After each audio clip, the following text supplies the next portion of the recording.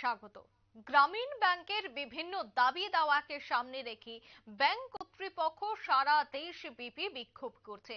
তারই অঙ্গ হিসেবে আজ দেখা গেল রাজ্যের গ্রামীণ ব্যাংক কর্তৃপক্ষ বিক্ষোভ কর্মসূচি পালন করেছে রাধানগরস্থিত ত্রিপুরা গ্রামীণ ব্যাংকের প্রধান কার্যালয়ের সামনে। মূলত জানা গেছে গ্রামীণ ব্যাংকের বিভিন্ন দাবি নিয়ে ভারতব্যাপী গ্রামীণ ব্যাংকের ধর্মঘট, আর সেই ধর্মঘটের সমর্থনে আজ বিক্ষোভ কর্মসূচি পালন করা হয়েছে ত্রিপুরা গ্রামীণ ব্যাংক প্রধান কার্যালয়ের সামনে গ্রামীণ ব্যাংকের কর্তৃপক্ষের দ্বারা।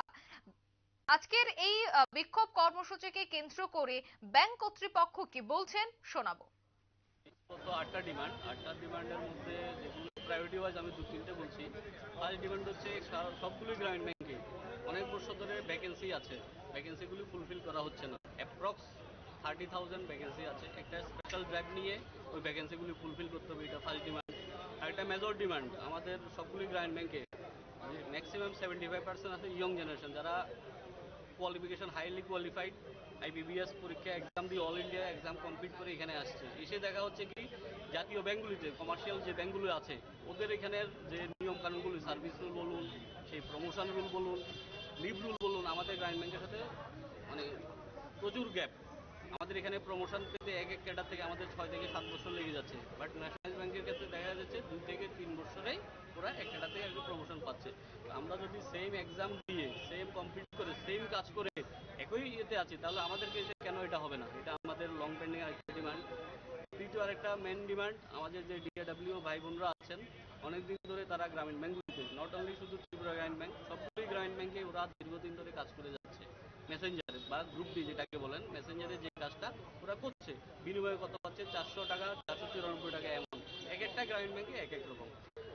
একটা অন্ধ্রপ্রদেশ গ্রামীণ ব্যাংকের একটা হাইকোর্টের অর্ডারও ছিল যে একটা পলিসি ফ্রেম করে এজ রিল্যাক্সেশন বা এডুকেশন কোয়ালিফিকেশন রিল্যাক্সেশন করে কীভাবে রেগুলারাইজ করা যায় এটা দেখার জন্য, বাট কোনো হেলদোল নেই। তো আমাদেরও আপিল আমাদের লোকাল অথরিটির কাছে, সারা ভারতের কাছে, যে একটা পলিসি ফ্রেম করে কীভাবে ওদেরকে গ্রুপ ডি পোস্টে নিয়োগ করা যায়, এটা যাতে একটু হিউম্যানিটেরিয়ান গ্রাউন্ডে হলো দেখে। চৌদ্দ আর একটা দাবি হচ্ছে গ্রামীণ ব্যাংকগুলির আইপিওর জন্য অনেকবার ধরে কথা চলছে। আমাদের সংগঠন এআরবিএ বারবার আমরা প্রোটেস্ট করে যন্তর মন্তর অনেকবার আন্দোলন হয়েছে, এগুলো দিচ্ছি। কারণ গ্রামীণ ব্যাংকের মেইন এস্টাবলিশমেন্ট হচ্ছে রুরাল পিপলদের সার্ভিস দেওয়ার জন্য। আজকে যদি গ্রামীণ ব্যাংকও প্রাইভেটাইজেশনের পথে যায়, ওরা কীভাবে কোথায় যাবে? আমাদের শুধু বিজনেস পয়েন্ট অফ ভিউতে দেখবে না, দেখলে হবে না। আজকে গ্রামীণ ব্যাংক কী করছে? কেসিসি দিচ্ছে, কেসিসি কম টাকার সুদ কাকে দিচ্ছে? গ্রামের লোকদের দিচ্ছে। আমরা গভর্নমেন্টের বিভিন্ন প্রজেক্ট, পিএম এসবিআই বলুন, বিভিন্ন সুরক্ষা স্কিমে যেগুলি করছে, দেখবেন আপনারা ডাটা নিয়ে ম্যাক্সিমামের পার্টিসিপেশন থাকে কিন্তু গ্রামীণ ব্যাংকগুলো, ন্যাশনাল ব্যাংকগুলো কিন্তু ওটা করছে না। তো এই কারণে আমাদের দাবি যে গ্রামীণ ব্যাংকগুলোকে প্রাইভেট করা চলবে না। আরেকটা মূলত দাবি যে জাতীয় গ্রামীণ ব্যাংক তো এখন 43টা আছে সারা ভারতে। ইন্ডিভিজুয়ালি আমরা ছোট হতে পারি, বাট সবগুলোকে যদি কালেকটিভলি সব গ্রামীণ ব্যাংকে একত্রিত করা যায়, তাহলে দেখবেন আমাদের নেটওয়ার্ক কিন্তু অলমোস্ট টপ 3 মধ্যেই পড়ে যাবে। ব্রাঞ্চ নেটওয়ার্ক বলুন, ম্যান পাওয়ার বলুন, আর বিজনেস বলুন, অলমোস্ট সবগুলি গ্রামীণ ব্যাংক এখন প্রফিটে আছে ওভারঅলে। আমরা তাহলে আমাদের আপনারা শুনলেন ব্যাংক কর্তৃপক্ষের বক্তব্য। মূলত তারা একাধিক দাবিতে আজ সরব হয়েছে। মূল তাদের দাবি হচ্ছে শূন্য পদ পূরণ, অর্থাৎ গ্রামীণ ব্যাংকে যে সমস্ত শূন্য পদগুলি রয়েছে তাকে যেন অতি দ্রুত পূরণ করা হয়, তা ছিল আজকের এই বিক্ষোভের মূল দাবি। এছাড়া অন্যান্য দাবিতেও আজ সরব হয়েছেন ব্যাংকের কর্মচারীরা।